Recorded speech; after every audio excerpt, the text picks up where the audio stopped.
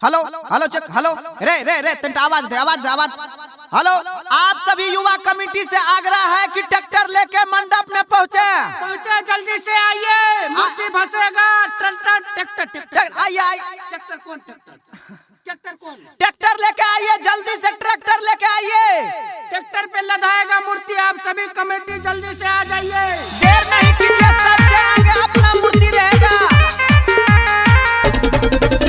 साल में एक बार आती है, विद्या लेकर जाती है। साल में एक बार आती है, विद्या लेकर जाती है। सरस्वती माता विद्या के दाता।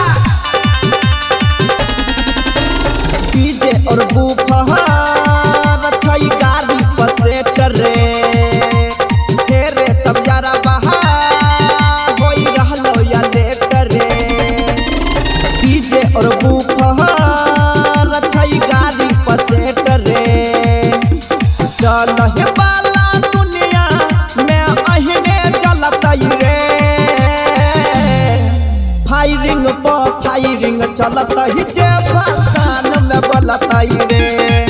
फायरिंग पर फायरिंग चलतई जे भाषण में बोलतई रे। चार चवंदी चांदी की सरस्वती महारानी की, चार चवंदी चांदी की सरस्वती महारानी की। गोविंद के बोलबा राधे राधे। पूजा कलिए सब धूम और धाम से, मैया के भसान करे छिए नाच और गान से। पूजा कलिए सब धूम और धाम से, मैया के भसान करे छिए नाच और गान से। मैया विसर्जन में जे कोई रंगदारी करतई रे। फायरिंग पर फायरिंग चलतई जे भाषण में बोलतई रे। फायरिंग पर फायरिंग चलतई जे भाषण में बोलतई रे।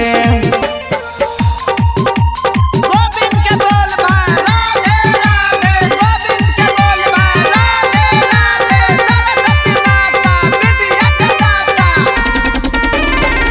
चहलै छे चलती यहाँ अहिराने क्लब के, जे कोई टकबा यहाँ बिना मतलब के।